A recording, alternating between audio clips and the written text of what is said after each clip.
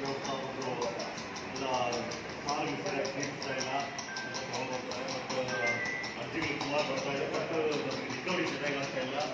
ಅದಕ್ಕೆ ಸ್ವಲ್ಪ ಹಕ್ಕು ಸಂರಕ್ಷಣೆ ಕಾಯ್ದೆ 2014 ಜಾರಿಗೆ ಬಂದ ನಂತರ ಈ ಕಾರ್ಯ ಚಟುವಟಿಕೆಗಳು ಪ್ರಾರಂಭವಾಗಿದ್ದು, ಇಲ್ಲ ಅಂತಂದರೆ ಇದಕ್ಕಿಂತಲೂ ಮುಂಚೆ 2014ಕ್ಕಿಂತ ಮುಂಚೆ ಯಾವ ಸರ್ಕಾರದ ಮಟ್ಟದಲ್ಲಿ ವಿಧಿ ವ್ಯಾಪಾರಿಗಳಿಗೆ ಸಂಬಂಧಪಟ್ಟಂತೆ ಯಾವುದೂ ಇರಲಿಲ್ಲ.